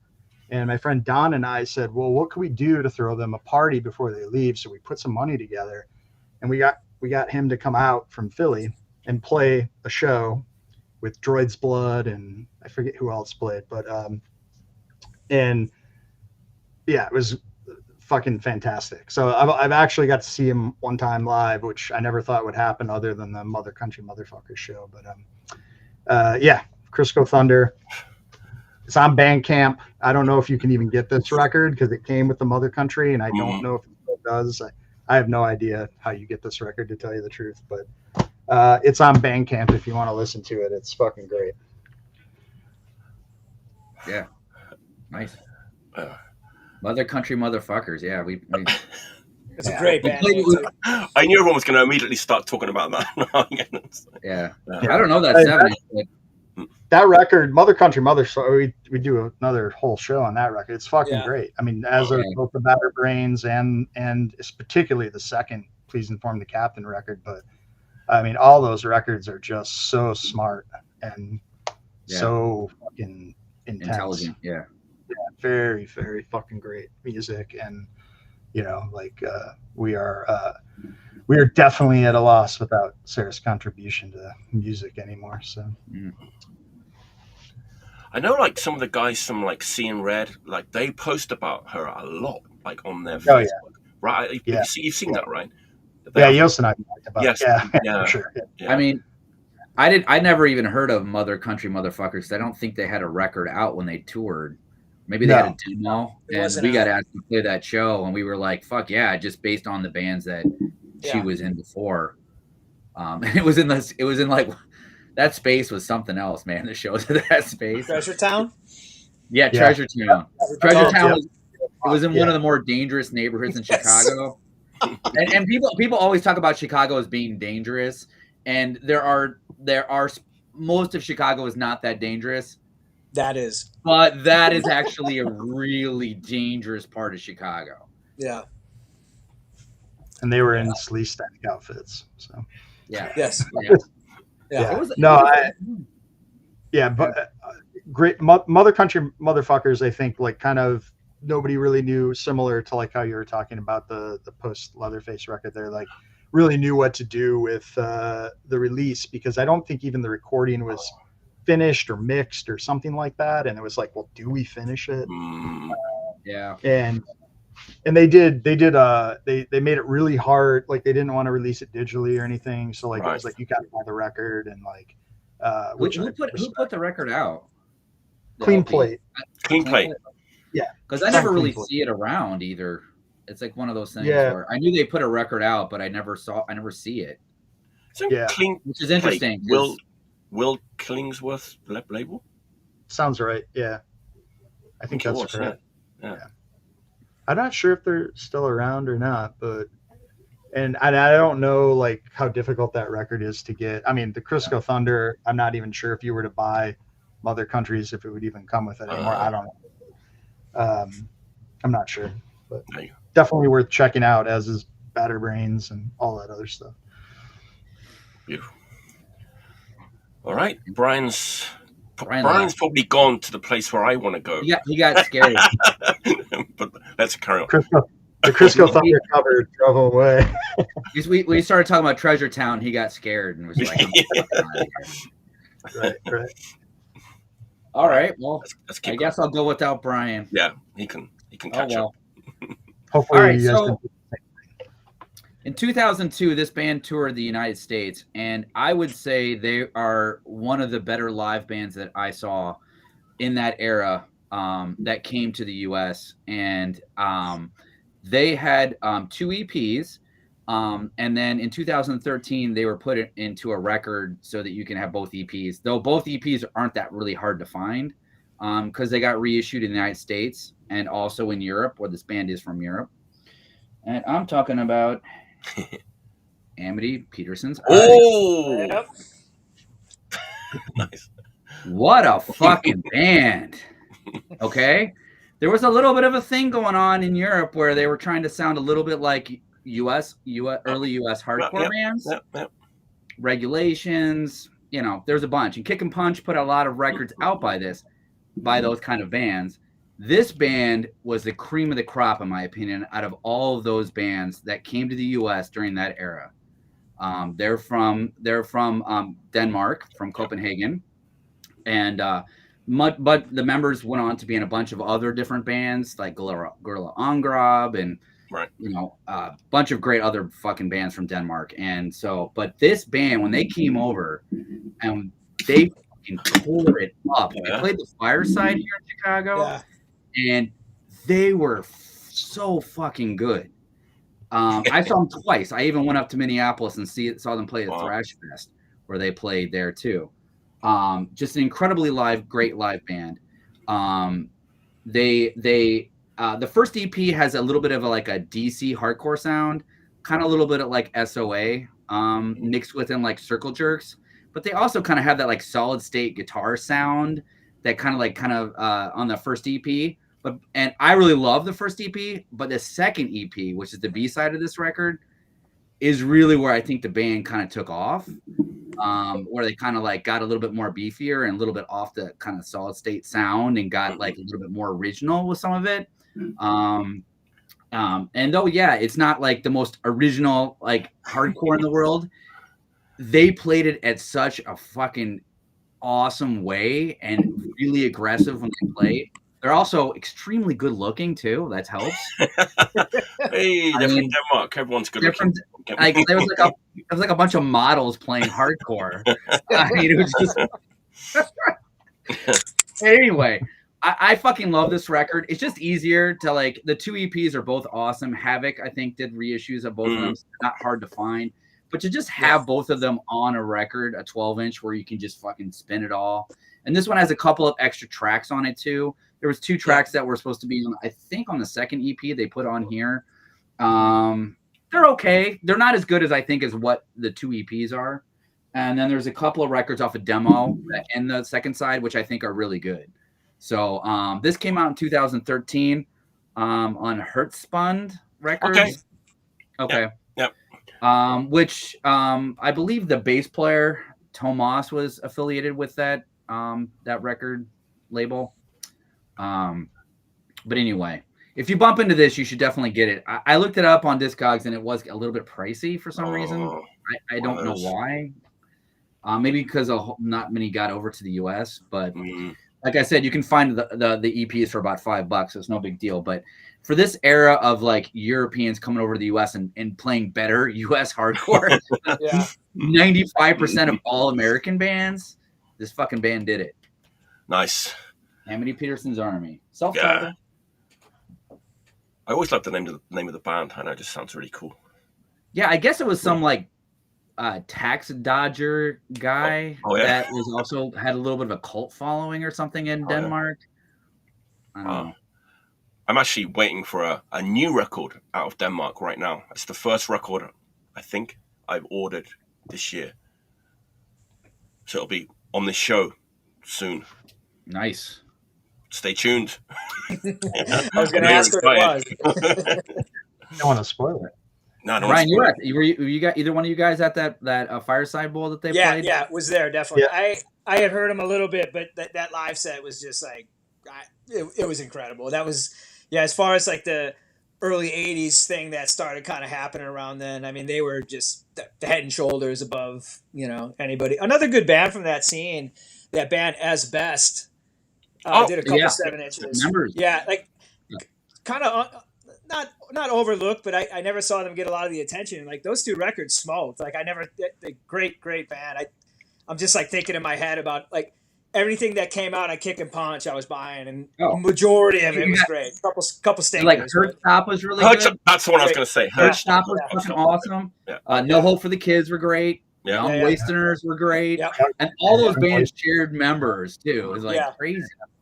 Gorilla and Greb was a close second to Omni Peterson's Army for me. Just like unreal band, so great. I saw them in Osaka. They were great. Yeah, I don't think Andy Anderson's Army came to Japan. I don't think they might have done. Yeah. Gorilla and Greb. And I think after their U.S. tour, they broke up. Oh, really? Which is kind of a bummer. Yeah, I'd heard about those extra tracks. I've never heard them though. I have the 7 inches. I don't have that comp. So. Yeah, I mean the couple tracks are good. Yeah. But the best songs are actually the 2 EPs, in my opinion. They're on there. Yeah. Yeah. So I mean, if you bump into it, buy it. But I wouldn't pay $45 for it. Yeah, I probably won't do that. Yeah. Yeah. All right. Great picks tonight. There you go. All right, Bryan. What you got? Okay, cool. Yeah. More hardcore. From the Rust Belt. One of my favorite towns for hardcore is Cleveland, Ohio.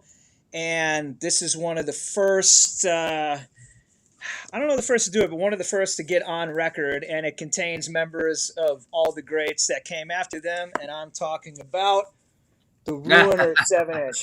Blank Your Life EP. It's a great EP. Non-Commercial Records number 3. And this came out in 99.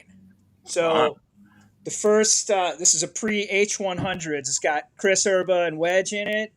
Then it's got Paul on guitar and Bob playing bass. And it is one ignorant ass record. And it's fucking perfect. It is inept in every great way. It's like 2.5 chord songs. Lyrics are just spiteful, not great, you know? I mean, great. But yeah, I was it's ugly. Tracked a copy of that down for a long time, and I finally got one a few years ago. Right. I'm very it's one of my my prized possessions. So, and I was looking for a few years ago, actually more than a few years ago. Paul Non-Commercial put out a comp. This is what I was looking for that I lost, called "The Battle of the Worst Bands," and I think it was the first 4 non-commercial 7 inches on 1 12-inch. It was that, Cider, Brainwashed Youth, and I can't remember what the other one is, and someone's going to take me to task on that. But what was it? Oh, Darvasset. Someone. Yeah, someone's Your wife's not looking at home. that. Yeah. Wait, you're allowed to have help? Yeah, the first Darvasset EP on there too, and I don't know where it went, and I swear I hope someone didn't take it from us, but it's misfiled somewhere. So, but yeah, just raw ass, like simple, you know, just when I say like two chords and maybe a little bit of extra change, that's it. But like so great, like so ahead of its time too. Just pissed off and like just set the table for like all the years of all those bands coming after it. You know, like H100's obviously one of the greats, but like this one has a little piece of my heart in it. You know, so fucking awesome. I love record. that EP. Yeah, it's amazing. Yeah. It looks like a. I don't know. Just it looks dirty. I know how to describe. It's just ugly ass hardcore. Ugly. Yeah. Yeah. Like the back cover. This is like the cut and paste, like computer scanner printer cut and paste. So this is apparently not. There's 2 covers. This was supposedly just a mock-up that Wedge did, and they just took it and made another cover of it, which is kind of funny because you can tell it's just like maybe just writing it on there to show you where it would went. And they're just like, we're just going to make this cover anyway. So Looks great. And it also has, if you look real close, it's got like Guy Fieri flames in the Rekerds thing. Yeah, it's sick. So yeah, Nice. Great stuff. Beautiful. Hey, is anyone in the chat except Ryan Squirrel? Nope. He's taken over. He's taken over. He's taken over. Let us know if you're still alive and watching. Give us a sign. There you go. All right, last round. Okay, I was telling you that I was doing my usual Friday night habit of, drinking a few too many beers, listening to a few mini records, and this is like a late entry, and I'm going to blame this record for being as hungover as I was this morning. It's all this record's fault because I kept playing it and getting another beer and not playing it again, getting another beer. Ended up staying up way past my bedtime on a Friday night. Jordan, I've tried to describe this kind of music before, and you're like, it's garage punk. So let's just try and keep it simple with my kind of. I'm not going to try and keep trying to describe what this record sounds like. But let's just call it garage punk. I played this record like 5 times last night. It's the third album by. Yep. Great band. The Hex Dispensers. It's their third record. Yeah, from Texas. From Austin, Texas. Yeah, Austin, and Texas. Bill, who's coming on next week, said he was disappointed when this came out. Oh, that's the second one, right? This is the third LP, third Hex one. Dispensers, Hex Dispensers 3. Oh.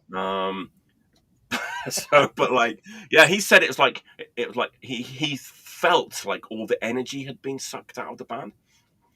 And I guess he'd been following them from the beginning, right? The first LP, the second, and I guess this LP has a little bit of a different vibe, maybe to the other records. It's definitely slower. It's gloomier. There's keyboards in there. It's darker. It has this fucking massive bass tone.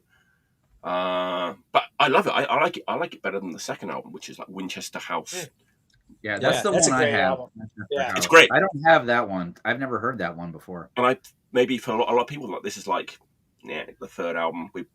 Whatever. But man, I love this one. It's got a lot of female backing vocals too from the drummer. Drummer, yeah. The woman is the drummer, so she has backing vocals. Yeah, that's right. Rebecca and Alice. This is drummer, right? Yeah. It's just they're a great band. I played with them a couple times when I was down in Texas, so they always knocked it out of the park. They were a great live band. I mean, I'm assuming that maybe the first album is a lot faster. This moves along a kind of a very mid-tempo, but I think it works for this band. It kind of gives the melodies and stuff more of a chance to kind of cut through at this kind of slightly slower pace. Just great garage punk. It is garage punk, but there is a lot more to it than that. I want to say it's melodic garage punk as far as I'm concerned. Yeah, I mean, but what a great band. Are they from Denton? No, they're from Austin. They're from Austin, Texas, right? Yeah. Okay. Just good. I just like the whole the kind of horror vibe too, very spooky Tombs vibe of the Blind Dead or whatever. Yeah. Yeah. I don't think I've ever even seen that record. Oh yeah. I wonder if it was they broke up around the same time that record came out or something. This came out on Alien Snatch Records from Germany. Maybe that might be the reason why stateside wasn't as good as the ones before. I don't know, but because I think the first two were definitely put out in the U.S. Right. This is from 2015, so it's already 9 years old. Oh right? shit! So, yeah, just great, fucking nice punk. It's not nice, but it's fucking just great to listen to. Really fun record. I don't know. Bit Ramonesy too, right? It's very Ramonesy. I think their first record is more leans on Ramones, and then as the second record, they kind of branched a little bit more. But I remember playing shows with them and them being one of those bands that you're like, oh shit, they're really fucking good. Like the Marked Men. When you played a show with the Marked Men, you were like, oh, that band's better than my band. One of those bands that you play with, and you're like, oh, okay. It's got a little bit of a 60s vibe too, with the drums, the drum patterns and stuff. Yeah. Just great, fucking top-notch punk rock, garage punk, horror punk, Ramones punk. We have a genre called Ramones punk. Is that a thing over there? I could see it kind of falling in Ramones punk a little bit. Yeah. Hex Dispensers. It's not like Head or something, where they're blatantly or that's late or middle era Screeching Weasel or something, No, it's not like any of those Lookout bands or whatever, or it's not like that necessarily. It's much darker, right? Yeah. So, yeah. Better. Well, I don't know. I'll be too Hex judgy. Dispensers, great band. I'm not sure why Bill. I'm going to ask Bill why he was disappointed. Yeah, he said the energy had been totally sucked out of the band on that record, but I don't hear it. But all right, Matthias, what's your last pick? What you got? All right, I'm gonna go back to the late '70s, early '80s again. Dip into that well a little bit. In fact, right at the cusp of both. I think this came out in 1980. This is the record I would have given away in our pre-discussion a little bit. And this is Comstat Angels, Waiting for a Miracle. That's a classic. Absolutely fucking love this record. There are these, we were talking about earlier, there's these series of bands that put out, their first album just is infinitely better than anything else they did later. Isn't it? Yeah, it is. It really is. Yeah, Sleep No More. I mean, it's fine. If this wasn't before it would be a better record. Right. But this record just buries Sleep No More, and and they had some marginal success with this record with Independence Day. They had the MTV video kind of doing their thing a little bit. It was on Polydor. And it's, it's a real sort of stripped down kind of bass heavy, relies more kind of the vocal delivery. The vocals are amazing. It's a great fucking record. Every song on here is great. Even songs like Total War and stuff, which are, I don't know, there's a dub element to this record at times too, for sure. It's definitely in the post-punk camp, but it's much like maybe, I mean, I hate to even say it, but bands like The Police and stuff that were drawing from influences from kind of all over, from reggae or dub or whatever. I think they were kind of doing that too a little bit at this time. I mean, this record falls in that camp for me with early Chameleons, early Magazine, all of those bands like that has, as I've become older, become one of my very favorite genres of music. This record is right up in, that kind of top 10 of right up there with Gang of Four Entertainment or something for me. It's just a stellar record. Amazing. Yeah. Early Ultravox or something like that too. So definitely worth picking it up if you're not familiar with Comstat Angels. Just get this record and it's really it's way bleaker. It's a real bleak, stark, minimalist kind of record. Yeah, it's very minimalist. It is got kind of a dark undertone to it, even though it does kind of draw from I don't know, more bass driven songs or more but it's great.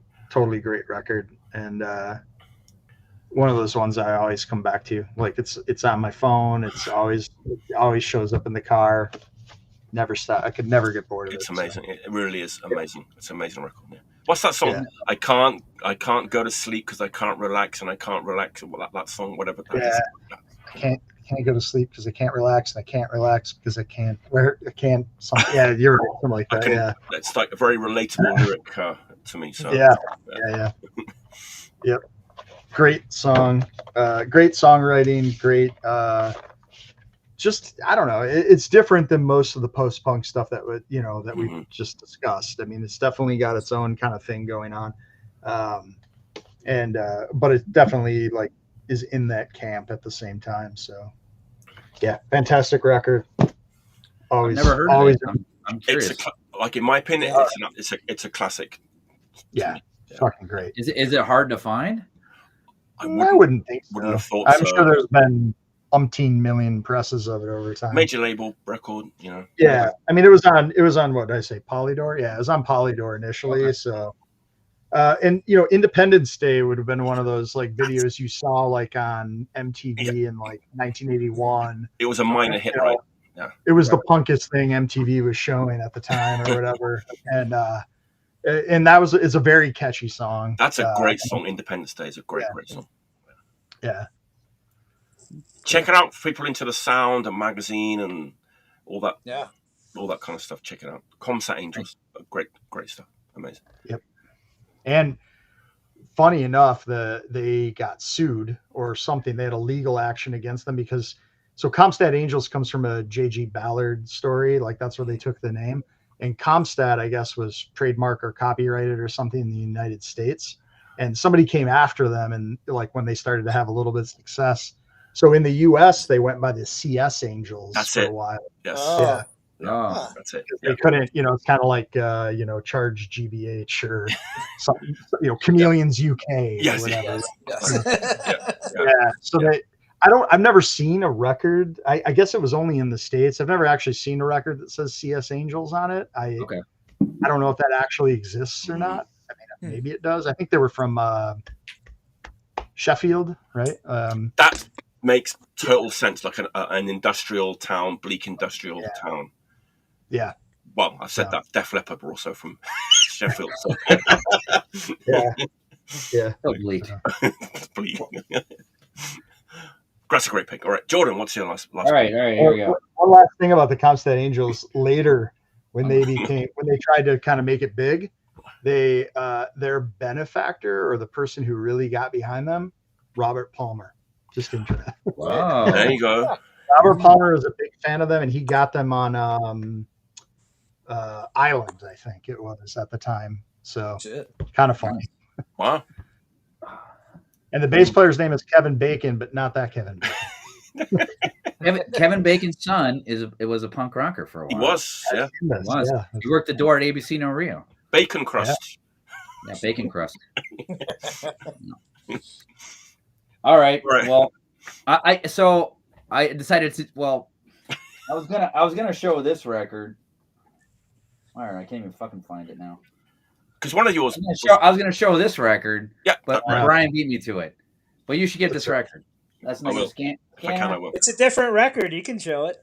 It's a different record, but I actually do six things. So just in case. Okay. So I got a new record. Oh, there we go. No Time. Yeah. From Pittsburgh. Suffer No Fools on TKO Records. So this just came out a couple of months ago. I got it a couple weeks ago. A very catchy melodic oi hardcore. The singer Adams and a bunch of bands in Pittsburgh, like Concealed Blade. Oh, what's the other band that he was in? Blood Pressure. He's in Blood Pressures. That 12-inch Blood Pressure 12 inches is great. Yeah. This is just like it kind of feels like 86 Mentality with Slade playing guitar or something. Yeah. Oh, wow. It's really melodic. It's really, really melodic. Now, I have not heard I like No Time, the band. I have one of their EPs, I think.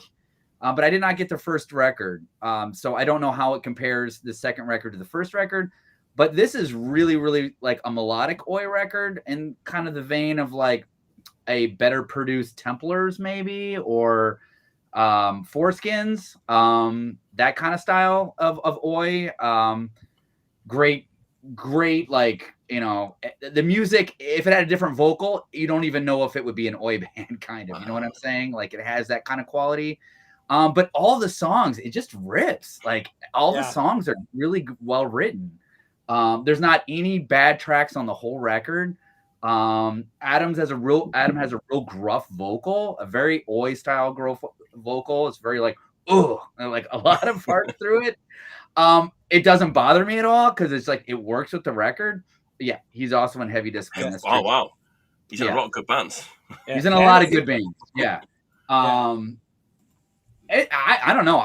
It's a great record, and I kind of feel like it just came out, and I haven't really heard many people talking about it really yet lately. But I know that Pam was going to bring it on the show, and also Adam was going to come on the show at one point. Oh yeah. I don't know Adam, but I think he would be really good to have on the show. He seems like he knows his shit. Good vocals. Yeah. But yeah, I mean, it's just like it's very rock and roll kind of style of oi, and it's really it's produced really loud, so it's like it really jumps off on the needle when you put it down. A lot of really great guitar lead parts in it. So yeah, it's just a really great record. So you can pretty much find it anywhere. TKO has them. Sorry, has them. Great Mistake has them. Shouldn't be hard to find. Record cover's a little bit goofy, but a little bit. It is a little bit. It looks like one of the demons from one of those Young One episodes or something like. Yeah. But that's my only flaw that I have on the record. Basically, yeah, that's like a little bit like a hot sauce bottle. Get on the toilet. They're Anyway, great. We saw Summer them. Cool. Yeah, we saw them at the last Skull Fest, and we had played with them a few years before in like Braddock or something, and like I always liked them, but I mean, that was probably like 6-7 years in between, and when we just saw them again, like not completely new band, but like they had definitely like up the fucking game. Right? Live, they're fantastic, and like the guitar interplay between the two guys playing is just like they definitely stepped it up, and they were great live. I think they might. I was told they might be doing some touring, so who knows? They got to play Chicago because they will go off in Chicago. Yeah, I think that's been hopefully discussed. Some people. That's a great band to raise a Wonder Beer to, right? Yeah. Yep. or Iron City, maybe. Yeah, Iron City Mango. There. But yeah, great band. Yeah. So it just came out. You should go get it. Yep. There you go. Let's not go too hard on the cover, everyone. All right. The cover's awesome. I like it. No fool, and the devil says "fuck you." That's all I gotta say. Also, one quick thing about Negative Scanner, that just to sell it more to Mike. Please go ahead. Mikey Young does the mastering work on this record. Yeah, he's a genius. Yep. So I'm sold. That's who. I was on the fence. Mikey Young just remastered the Coffin Pricks album too. Oh, I can't wait for that record. I almost did a Coffin Pricks record. I talked to those guys about doing it, but then scraps, Jordan. I'm taking your scraps. No, you go. You'll do a better job than me anyway. Oh, it's the last pick of the day. It's always sad. It's a sad time of the day when it's the last pick. Well, let's take that on a high note. No pressure. It might be sad, but I picked a fun little record. It might even be viewed as a novelty record, but we don't, all cover records sound like a bad idea unless it is Midnight covering the Spits. What? Midnight Slays the Spits EP. 4 tracks. Recorded, I'm assuming by Jamie in his closet by the sounds of it. It just sounds like he took all his gear and just insulated it with pillows and went to town. So you got Black Car, Nuclear Bomb. What are the other two on here? I can't remember offhand here. Ratface and of course Shitty World. So this is if you can find this, grab it. I think it was pressed very low. We just happened to be in the right place at the right time. It is on My Mind's Eye Records. Charles runs My Mind's Eyes in Cleveland, one of the great stores. And if you can get it, because it's as ridiculous as it sounds. It's blown out versions of the Spits, and it's like it came out right after the Spits record did too. So he's literally heard it. It's like, I'm covering these songs. It fucking rules. It's great. Yeah. I'm so curious. Does it sound more like Midnight, or does it sound more like the Spits? It sounds like right damn in the middle, and it makes complete sense. You're like, you never put those two bands as similar, but when you hear this, you're like, this completely makes sense. So it's on. Wow. Someone uploaded it to YouTube, so you can listen to it. But wow, yeah, okay, cool. Yeah, another prized possession of mine. That's amazing. Those tracks aren't on that total. That compilation, right? Like the total fucking Midnight double LP. They're not on that. Right? No, it's not on anything. It's its own. Yeah, you had to be where the record was. Yeah. So yeah, I think we got it. We saw them when it was the first lineup that they were doing live with Bob and Sean, and they played at the Tower, which is kind of an infamous rat hole in Cleveland. That was quite a place to see shows, and he set himself on fire. It was cool, the whole thing, the whole full midnight experience. So I think it was the same. You know what?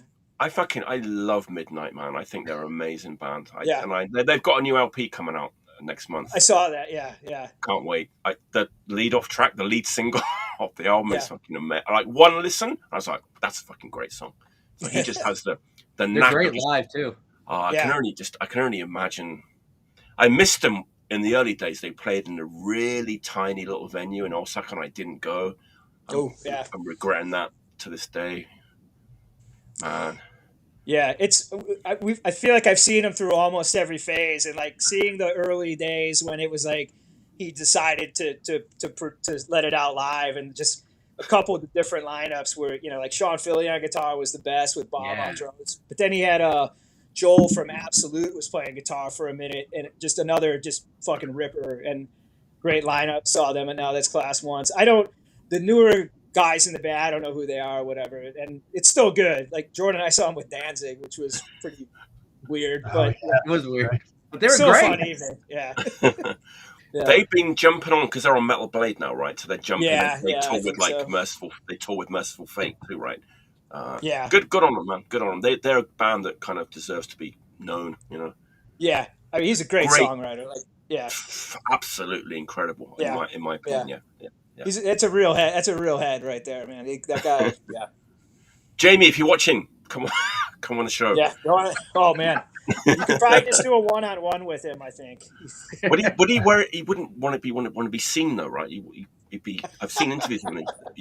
I don't know. You'd have to negotiate that in the pre-show. Have to negotiate. Yeah. All right, that's a great way to end tonight's show. It's been a great show. Thank you for tuning in. I've had a great time. We'll probably carry on chatting for a little bit after the show. Let me announce next week's show. Hang on a minute. Isn't next week a Chicago special again? Yes. It's good for you guys. It's like a little bit earlier, right? Because you're a little bit earlier. Yeah. So it's good for you guys, right? Yeah. Bill Malloy, who doesn't like the Hex Dispensers third LP coming on the show. Kevin Palmer and Will Jarrett. There you go. Another Chicago special. Make sure you tune in. Next Friday. What's the date? February 9th? Will moved. February 9th. 10 o'clock Eastern. What's that in Chicago time? 9 o'clock? 9. There you go. 9 o'clock Chicago, 10 o'clock everywhere else in the States, right? Well, the West Coast is a little different. But all right. Yeah. I can't list like all the time zones in the world. It's Friday night. What's mountain Friday time? night. We'll see you next Friday. Thanks for tuning in. Until next time, stay healthy and